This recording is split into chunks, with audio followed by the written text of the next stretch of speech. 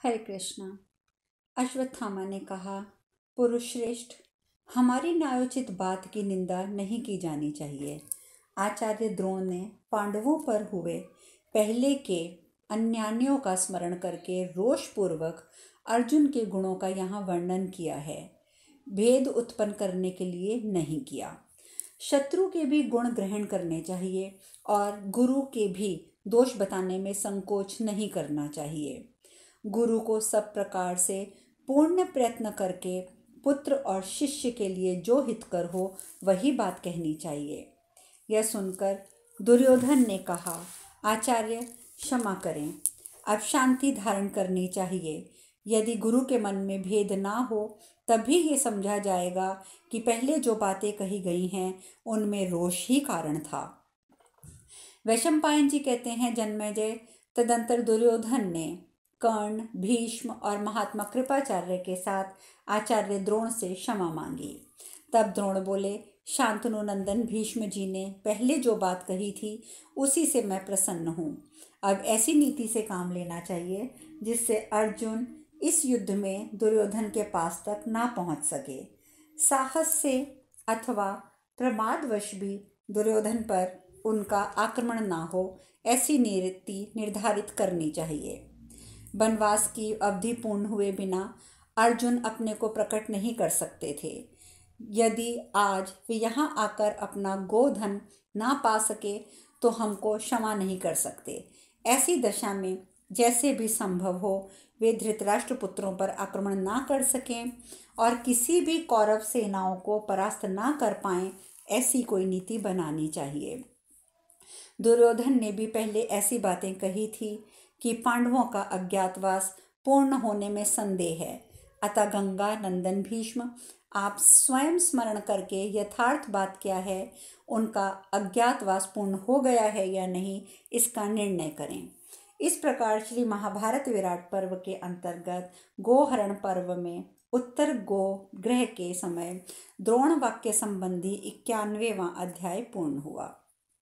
भीष्म पितामह ने कहा, कला, काष्ठा, मुहूर्त, दिन, मास, पक्ष, नक्षत्र, ग्रह, ऋतु और संवत ये सब एक दूसरे से जुड़ते हैं। इस तरह काल के इन छोटे छोटे विभागों द्वारा ये संपूर्ण काल चक्र चल रहा है। इन पक्ष, मास आदि के समय में बढ़ने घटने से और ग्रह नक्षत्रों की गति के व्यक्ति क्रम से हर 5वें वर्ष में 2 महीने अधिक मास के बढ़ जाते हैं।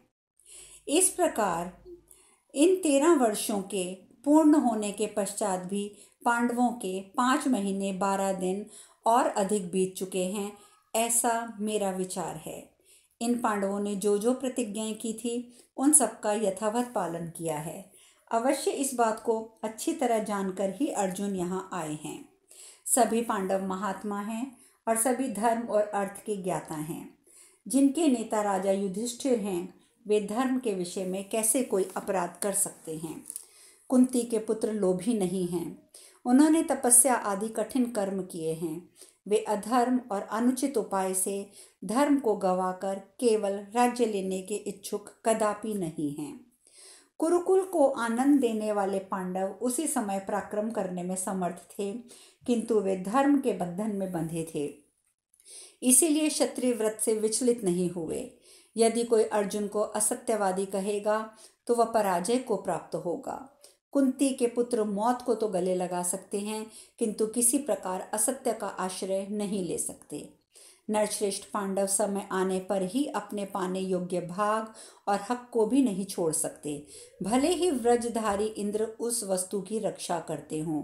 पांडवों का ऐसा ही पराक्रम है। इस समय रणभूमि में समस्त शस्त्रधारियों में श्रेष्ठ अर्जुन के साथ हमें युद्ध करना है। इसलिए जगत में साधु पुरुषों द्वारा आचरित जो कल्याणकारी उपाय है उसे शीघ्र करना चाहिए, जिससे तुम्हारा ये गोधन शत्रु के हाथ में ना जाए।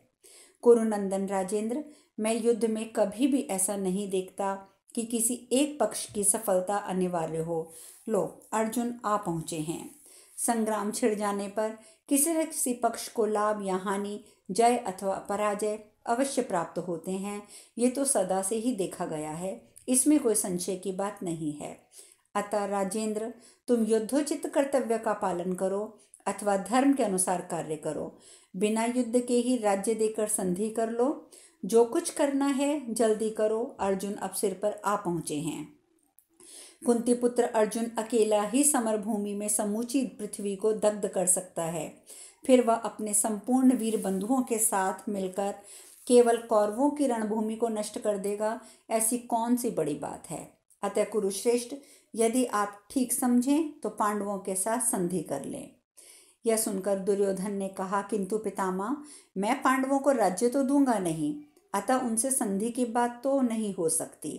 युद्ध में उपयोगी जो भी कार्य हो उसे आप शीघ्र पूरा कीजिए। भीष्म ने कहा, कुरुनंदन, यदि तुम्हें जचे तो इस विषय में मेरी जो सलाह है उसे सुनो। मैं सर्वथा कल्याण की बात कहूँगा। तुम सेना का 1/4 भाग लेकर शीघ्र ही हस्तिनापुर की ओर चल दो। दूसरी 1/4 टुकड़ी गांवों के साथ लेकर जाए। हम लोग आधी सेना के साथ पांडुनंदन अर्जुन का सामना करेंगे। मैं, द्रोणाचार्य, कर्ण, अश्वत्थामा और कृपाचार्य युद्ध का निश्चय करके आए हुए अर्जुन के साथ लड़ेंगे। फिर तो चाहे मत्स्य नरेश आ जाएं या साक्षात इंद्र, जैसे बेला समुद्र को रोक लेती है, मैं उन्हें आगे बढ़ने से रोके रखूंगा। वैशंपायन जी कहते हैं, जन्मेजय, महात्मा भीष्म की कही हुई ये बात सबको पसंद आ गई। फिर कौरवों के राजा दुर्योधन ने वैसा ही किया। पहले राजा दुर्योधन को और उनके बाद गोधन को भेजकर सेनापतियों को व्यवस्थित करके भीष्म जी ने सेना का व्यूह बनाने की तैयारी की। भीष्म जी बोले, आचार्य, आप बीच में खड़े हों। अश्वत्थामा वाम भाग की रक्षा करे। शरद्वान के पुत्र बुद्धिमान कृपाचार्य सेना की दक्षिण भाग की रक्षा करें। सूत पुत्र कर्ण कवच धारण करके सेना में आगे रहें। मैं पृष्ठ भाग की रक्षा करता हुआ संपूर्ण सेना के पीछे स्थित रहूंगा। सभी महारथी, धनुर्धर और महाबली शूरवीर योद्धा यहाँ आए हुए हैं। पांडव श्रेष्ठ अर्जुन के साथ रणभूमि में यत्नपूर्वक युद्ध करें। वैशंपायन जी कहते हैं, जन्मेजय, तदंतर कुरुश्रेष्ठ भीष्म ने समस्त सेना का दुर्भेद्य व्यूह रचकर उसे वज्रग्रभ, व्रीहिमुख और अर्धचंद्रकांत मंडल आदि के रूप में खड़ा किया। उसके पिछले भाग में भीष्म जी भी स्वर्णमय ताल ध्वज फहराकर हाथ में हथियार लिए खड़े हो गए। उस समय उनकी बड़ी शोभा हो रही थी। इस प्रकार श्री महाभारत विराट पर्व के अंतर्गत गोहरण पर्व में भीष्म जी के द्वारा सेना की व्यूह रचना विषयक 92वां अध्याय पूर्ण हुआ। यहाँ पर चांद्र वर्ष 354 दिनों का होता है और सौर वर्ष 365 दिन, 15 घड़ी और कुछ पलों का हुआ करता है। इस हिसाब से 13 सौर वर्षों में चांद्र वर्ष के लगभग 5 महीने अधिक हो जाते हैं। इन वर्षों में यदि 6 बार अधिक मास पड़ जाए तो जिस तिथि को पांडवों को वनवास हुआ था, 13वें वर्ष की उसी तिथि तक 13 वर्षों से 5 महीने और 12 दिन अधिक हो सकते हैं। पांडवों ने सूर्य की संक्रांति के अनुसार वर्ष की गणना की थी, अतः उन्होंने अधिक मास आदि के कारण हुए महीनों और दिनों की संख्या को अलग नहीं माना। इसलिए इनकी गणना में 13 ही वर्ष हुए हैं। और भीष्म जी ने चंद्र वर्ष की गणना का आश्रय लेकर बड़े हुए महीनों और दिनों की भी गणना कर ली थी। अतः उनके हिसाब से उस दिन तक 13 वर्ष पूर्ण होकर 5 मास 12 दिन अधिक हुए थे। ये काल भेद सौर और चांद्र वर्षों की गणना के भेद से भी हुआ है। वास्तव में सूर्य की संक्रांति के हिसाब से उस समय पांडवों के 13 वर्ष 6 दिन हो चुके थे। चंद्र वर्ष की गणना के अनुसार वही समय 13 वर्ष 5 माह 12 दिन का हो गया था।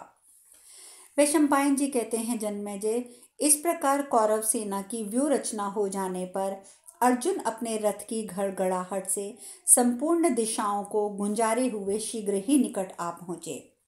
सैनिकों ने उनकी ध्वजा के अग्रभाग को देखा, उनके रथ से आती हुई भयंकर आवाज भी सुनी और खींचे जाते हुए गांडीव की जोर जोर से होने वाली टंकार ध्वनि भी उनके कानों में पड़ी। तब सब कुछ देखकर गांडीव धनुष धारण करने वाले महारथी अर्जुन को निकट आया जानकर आचार्य द्रोण बोले, यह अर्जुन की ध्वजा का ऊपरी भाग दूर से ही प्रकाशित हो रहा है।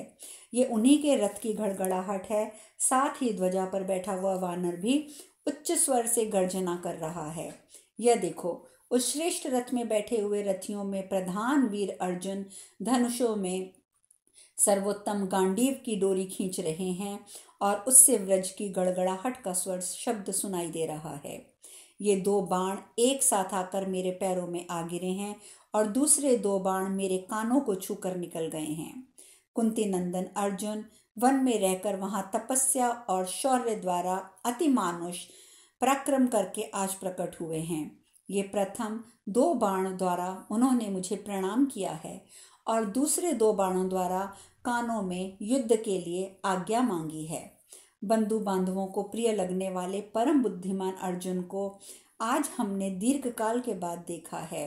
आहा, पांडुनंदन धनंजय अपनी दिव्य लक्ष्मी से अत्यंत प्रकाशित हो रहे हैं। रथ पर बैठे हुए धनंजय के बाण, सुंदर दस्ताने, तरकस, शंख, कवच, किरीट, खड़क और धनुष धारण कर रखे हैं। इनके रथ पर पताका फहरा रही है।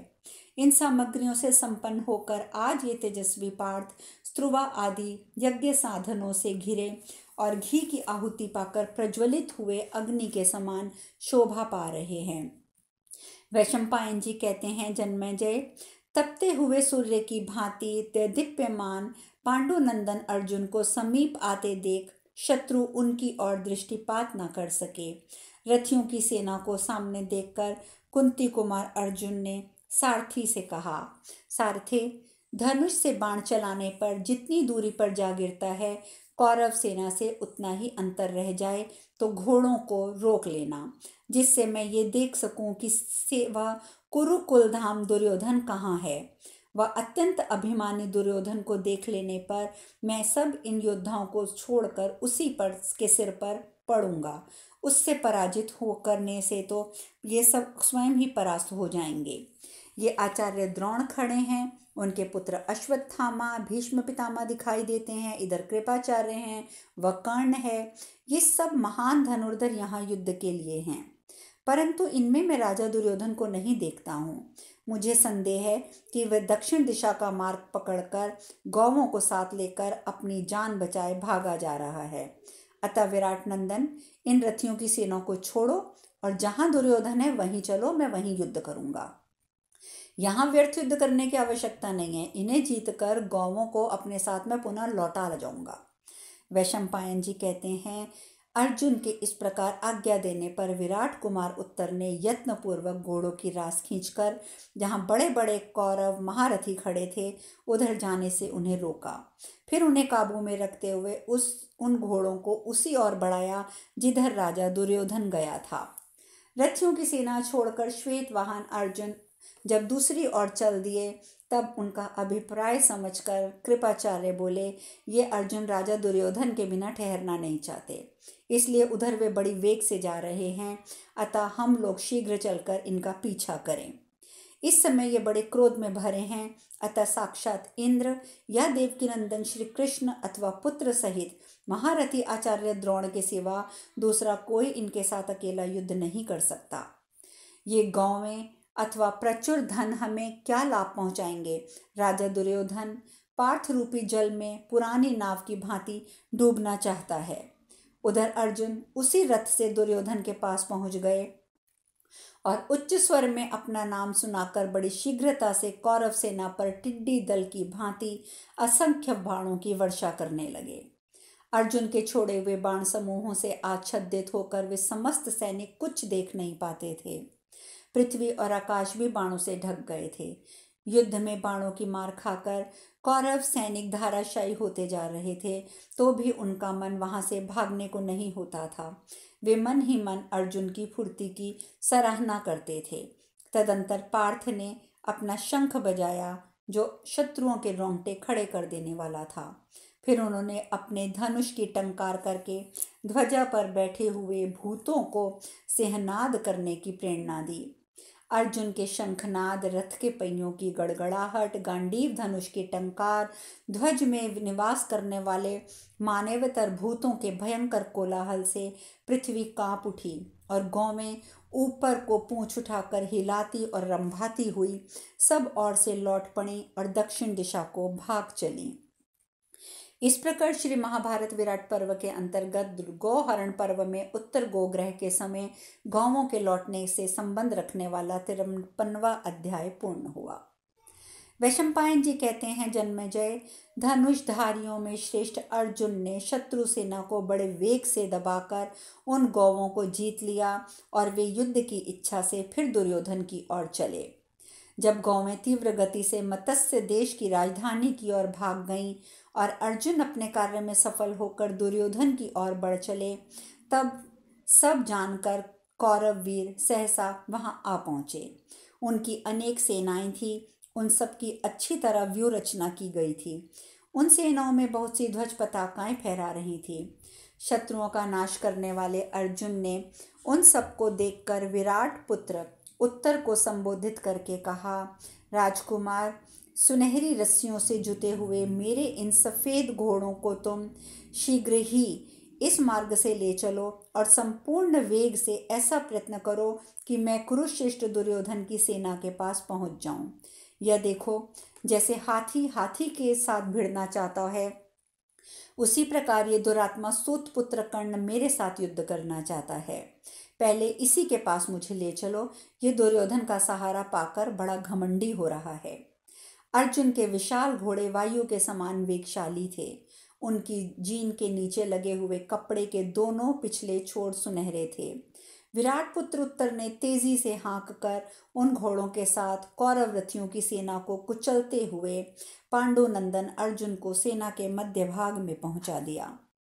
इतने ही में ही चित्रसेन, संग्रामजित, शत्रुदय, जय आदि महारथी विपाठ नामक वाणों की वर्षा करते हुए कर्ण की रक्षा करने के उद्देश्य से वहां आक्रमण करके अर्जुन के सामने आ डटे। तब पुरुष श्रेष्ठ वीर अर्जुन क्रोध से युक्त हो आग बबूला हो गए। धनुष मानो उस आग की ज्वाला थी और बाणों का वेग भी आंच बन गया था। जैसे आग वन को जला डालती है, उसी प्रकार वे उन श्रेष्ठ महारथियों के रथ समूहों को भस्म करने लगे। इस प्रकार घोर युद्ध छिड़ जाने पर कुरुकुल श्रेष्ठ के श्रेष्ठ वीर